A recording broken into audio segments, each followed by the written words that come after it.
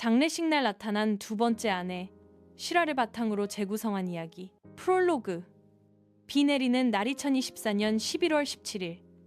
서울 강남구의 한 장례식장. 촉촉이 내리는 가을비가 유리창을 적시고 있었다. 68세의 한정숙은 40년을 함께한 남편 박영철의 영정 앞에 앉아 있었다. 영정 속 남편은 평소처럼 온화하게 웃고 있었다. 조문객들의 발걸음 소리, 흐느끼는 소리, 향을 피우는 소리. 모든 것이 익숙한 장례식의 풍경이었다. 그녀는 평생 한 사람만 사랑했다고 믿었다. 그리고 그 믿음이 무너지는 데는 단 한 문장이면 충분했다. 삐걱덕 문이 열리는 소리와 함께 검은 코트를 입은 노년의 여성이 들어섰다. 조문객들이 고개를 돌렸다. 정숙의 눈과 그 여성의 눈이 마주쳤다. 잠시의 침묵. 저도 고인의 아내입니다. 그 여성의 목소리는 조용했지만 확실했다. 순간 세상이 멈춘 것 같았다. 일부. 평범했던 결혼 생활 1983년 봄. 26의 정숙은 박영철과 결혼했다. 남편은 작은 철물점을 운영했고 그녀는 평범한 주부가 되었다. 큰 부자는 아니었지만 성실한 사람이었다. 적어도 그녀는 그렇게 믿었다. 우리 아버지는 정말 성실하셨어요. 40대 중반의 아들은 그렇게 회상했다. 새벽 5시에 일어나서 가게 열고 밤 10시에 들어오시고 그게 40년이었어요. 딸도 고개를 끄덕였다. 엄마 생신 때는 꼭 케이크를 사오셨어요. 정수가 고생 많다 하시면서 그런 분이. 그녀의 말은 눈물로 끝났다. 2024년 10월 박영철은 갑작스런 심근경색으로 쓰러졌다. 3일 후 그는 깨어나지 못했다. 정숙은 병원 침대 옆에서 남편의 차가워진 손을 잡고 있었다. 2부. 충돌. 장례식장으로 돌아가자 그 여성의 이름은 최미라. 65세였다. 아무도 모르는 얼굴이었다. 저 사람 누구야? 친척도 아닌데. 조문객들의 속삭임이 커졌다. 아들이 다가가 그녀를 제지했다.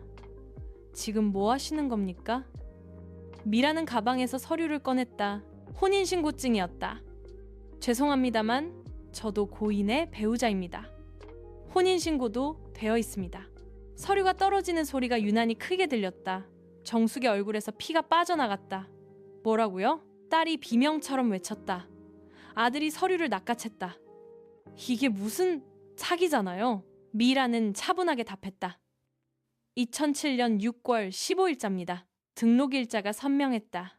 2007년 6월 15일 17년 전이었다. 한정숙이 아무것도 몰랐던 그 시간 동안 남편은 다른 가정을 꾸리고 있었던 것이다. 정숙은 의자에 주저앉았다. 엄마? 괜찮아요? 엄마? 딸이 울먹이며 어머니를 붙잡았다. 미라는 정숙을 바라보았다. 그 눈빛에는 복잡한 감정들이 뒤섞여 있었다. 3부. 두 가족의 전쟁. 3일 후 변호사 사무실. 양쪽 가족이 마주 앉았다. 정숙의 가족과 미라. 공기는 차갑고 무거웠다. 유산 관련해서 정리해드리겠습니다. 변호사가 서류를 펼쳤다. 우리 집 재산은 우리 어머니 겁니다. 아들이 냉정하게 말했다. 저는 돈 때문에 온 게 아닙니다. 미라가 조용히 답했다. 그럼 뭐 때문에 왔어요? 17년이나 숨어 살다가. 딸이 비웃듯 말했다. 변호사가 손을 들어 제지했다. 일단 재산 목록부터 보시죠. 재산은 생각보다 많지 않았다. 강남구 아파트 한 채에 2억 대출이 남아 있었고 예금은 200만 원뿐이었다. 차량도 없었다. 이게 다예요? 아들이 놀랐다. 변호사는 무거운 표정으로 말을 이었다. 그리고 빚이 있습니다. 총 500만 원입니다. 정숙은 얼굴을 감싸쥐었다. 어떻게 이럴 수가 있어요. 두 집 살림의 빚까지. 딸이 폭발했다. 당신도 알고 있었어요? 아들이 미라에게 물었다. 몰랐습니다. 미라는 고개를 저었다. 정숙이 처음으로 입을 열었다. 떨리는 목소리였다. 언제부터였습니까? 2006년입니다. 어떻게 만났습니까? 침묵이 흘렀다. 5초가 영원처럼 느껴졌다. 미라는 눈을 감으며 대답했다. 병원에서였습니다. 4부. 첫 번째 진실. 2006년 가을의 이야기였다. 그분은 혼자 응급실에 실려왔습니다. 미라가 말했다. 저는 그 병원 간호조무사였습니다. 보호자가 아무도 없었어요. 전화도 받는 사람이 없었습니다. 미라의 목소리는 차분했지만 슬펐다. 사업이 망했다고 하셨어요. 보증을 잘못 써서 모든 걸 잃었다고, 가족에게 부담 주기 싫어서 그냥 죽으려고 했다고 하셨습니다. 정숙의 눈에서 눈물이 흘렀다. 그게 무슨 소리예요? 우리 아버지 사업은 잘 됐는데. 아들이 혼란스러워했다. 겉으로만 그렇게 하신 겁니다. 미라가 답했다. 낮에는 철물점, 밤에는 대리운전, 주말에는 건설 현장 일용직. 저한테도 숨기셨습니다. 변호사가 USB를 꺼냈다. 고인께서 녹음을 남기셨습니다. 들어보시겠습니까? 재생 버튼이 눌렸다. 2024년 9월 28일 만약 내가 정리할 시간 없이 가게 되면 이걸 들려주세요. 박영철의 목소리였다. 숨소리가 거칠었다. 정수가 미안하다. 내가 비겁한 남자였어. 죽을 용기도 없으면서 새로 시작할 용기도 없었어. 정숙은 눈을 감고 들었다. 미라는 나를 살려준 사람이야. 빚쟁이들한테 쫓길 때 나를 숨겨줬고 다시 일어서게 해줬어. 근데 너를 버릴 수가 없었어. 흐느끼는 소리가 녹음에 담겨 있었다. 두 가족을 다 지킬 수 있을 줄 알았어. 바보같이 끝까지 바보였네. 녹음이 끝났다. 침묵만이 남았다. 오부 두 번째 진실. 일주일 후 영철의 작업실을 정리하던 중 낡은 서류 봉투가 발견되었다. 이게 뭐지? 아들이 봉투를 열었다. 생명보험 증서였다. 2007년 가입, 17년간 납입, 사망보험금 1억 2천만 원 수익자는 한정숙이었다. 엄마, 아들의 손이 떨렸다. 다시 변호사 사무실에 모였다. 추가로 발견된 게 더 있습니다. 변호사가 서류를 펼쳤다. 아파트 대출은 실제로 5년 전에 완납됐습니다. 고인께서 모든 빚을 갚으셨어요. 그럼 500만 원은? 딸이 물었다. 두 번째 부인 명의 아파트 대출입니다. 모두 미라를 바라봤다. 저도 몰랐어요. 그냥 전세로 사는 줄.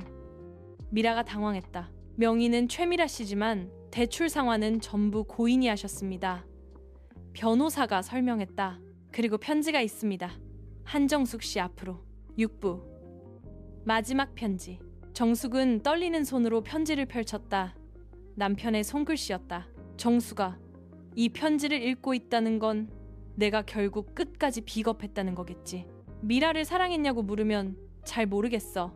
고마웠어. 의지했어. 하지만 너만큼은 아니었어. 눈물이 편지를 적셨다. 보험금으로 빚 다 갚아. 그리고 남은 돈으로 너 하고 싶었던 거 해. 제주도 갈 때 나 기다리지 말고. 그날 밤 가족회의가 열렸다. 이해가 안 돼요. 왜 이렇게까지? 아들이 머리를 쥐어뜯었다. 그래도 배신은 배신이잖아요. 딸이 울먹였다. 그만하자. 정숙이 조용히 말했다. 모두 어머니를 봤다. 너희 아버지 완벽한 사람 아니었어. 나도 이제 알았어. 정숙은 눈물을 닦았다. 그래도 끝까지 우릴 버리진 않았잖니. 에필로그. 49일째 되는 날.